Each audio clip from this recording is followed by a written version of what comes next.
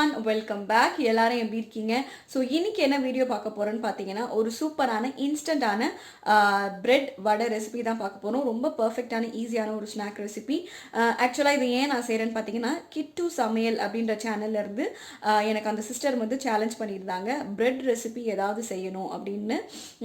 So time கிடையாது, என்ன இதுதான் யூஸ் பண்ணணும் அப்படின்றது கிடையாது, ஏதாவது ஒரு ரெசிபி பிரெட்டை வச்சு செய்யலாம்னு சொல்லியிருந்தாங்க. ஸோ அதனால் பிரெட் வடை செய்யலாம் அப்படின்னு நான் வந்து யோசித்தேன்.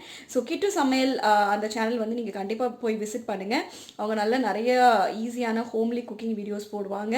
அவங்க சேனல் லிங்க் வந்து நான் டிஸ்கிரிப்ஷனில் கொடுக்குறேன், கண்டிப்பாக போய் செக் பண்ணுங்கள். ஓகே, இப்போ இந்த சூப்பரான வடை எப்படி செய்கிறதுன்னு பார்ப்போம். ஃபஸ்ட்டு ஒரு மிக்சிங் பவுலில் ப்ரெட்டை நம்ம கையிலே வந்து சின்ன சின்ன துண்டாக இப்படி பிச்சு சேர்த்துக்க போகிறோம்.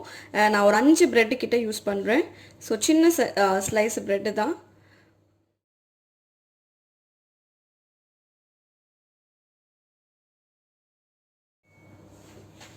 அப்புறமா அதில் ஒரு 2 டேபிள் ஸ்பூன் அளவு அரிசி மாவு, அதுக்கப்புறம் ஒரு 2 டேபிள் ஸ்பூன் கார்ன்ஃப்ளவர், தேவையான அளவு உப்பு, இங்கே ஒரு டீஸ்பூன் அளவு சேர்க்குறேன். நல்ல ஃப்ளேவர் அண்ட் டேஸ்ட்டுக்கு கொஞ்சமாக கேரட், அதுக்கப்புறம் கொஞ்சமாக கொத்தமல்லி, அதுக்கப்புறம் ஒரு மீடியம் சைஸ் வெங்காயம். ஸோ இது நல்லா போட்டிங்கன்னா நல்ல டேஸ்ட் அண்ட் ஃப்ளேவர் வந்து இதுக்கு அதிகமாக இருக்கும். ஸோ இது சேர்த்துப்போம். குழந்தைங்களுக்கு கொடுக்கறதுனால ஒரு எக்ஸ்ட்ரா வெஜிடபிள் சேர்க்கறது எப்பவுமே நல்லது.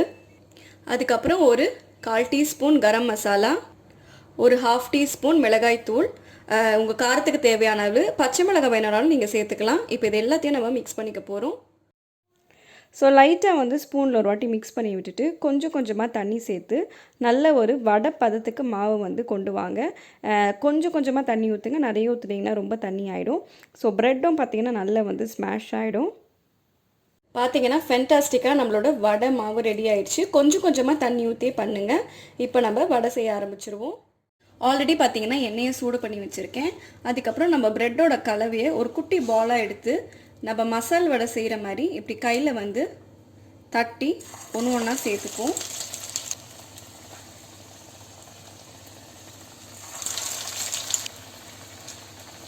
இது லைட்டாக ஃப்ளாட் பண்ணிவிட்டு சேர்த்துக்கலாம்.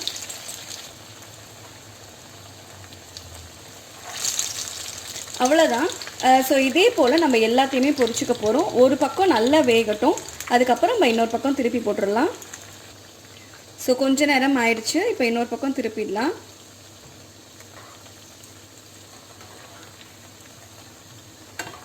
ரொம்ப பர்ஃபெக்டான ஈஸியான வடை பாருங்கள். உண்மையிலேயே நம்மளோட மசால் வடை மாதிரியே இருக்குது. ரொம்ப சிம்பிள், ரொம்ப ஈஸியான பொருட்கள் வச்சு நம்ம செஞ்சுட்டோம். ஸோ ப்ரெட்டு இருந்தாலே போதும். வீட் ப்ரெட் செய்கிறத விட ஒயிட் ப்ரெட்டில் செஞ்சிங்கன்னா இது ரொம்ப டேஸ்ட் நல்லாயிருக்கும். ஸோ இது இன்னும் கொஞ்சம் நேரம் இது வேகட்டும், நம்ம பிளேட்டில் சர்வ் பண்ணிவிடுவோம். ஸோ இந்த மாதிரி நல்லா 2 பக்கமும் கோல்டன் ப்ரௌன் வந்த உடனே நம்ம வடையை எடுத்துடலாம். எவ்வளோ பர்ஃபெக்டாக இருக்குன்னு பாருங்கள். எடுத்து நம்ம சர்வ் பண்ணிவிடுவோம்.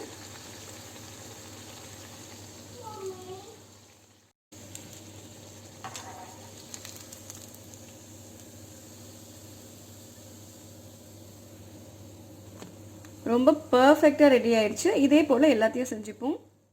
இன்ஸ்டண்ட்டாக சூப்பராக நம்ம வடை செஞ்சு முடிச்சாச்சு. ரொம்ப ஈஸியான ஸ்நாக்கும் கூட, கிட்ஸுக்கும் கொடுக்கலாம். இன்ஸ்டன்ட் கெஸ்ட் வந்துட்டாங்கன்னா எல்லாத்துக்குமே வந்து ரொம்ப ஈஸியான ஒரு பார்த்திங்கன்னா ரெசிபி. கண்டிப்பாக அதை ட்ரை பண்ணி பாருங்கள், எல்லாருக்குமே ரொம்ப பிடிக்கும். ஸோ ரொம்ப ஈஸியாக நம்ம வடை செஞ்சு முடிச்சாச்சு. இந்த வீடியோ வந்து உங்களுக்கு யூஸ்ஃபுல்லாக இருந்திருக்கும்னு நினைக்கிறேன். கண்டிப்பாக குட்டீஸ்க்கு செஞ்சு கொடுங்க, ரொம்பவே விருப்பப்படுவாங்க. வெளியில் வாங்குகிற ஸ்நாக்ஸுக்கு கண்டிப்பாக இது ரொம்பவே அவங்களுக்கு ரொம்ப பிடிக்கும். ஸோ வேற ஒரு புது வீடியோவில் நான் உங்களை வந்து வெனஸ்டே பார்க்குறேன்.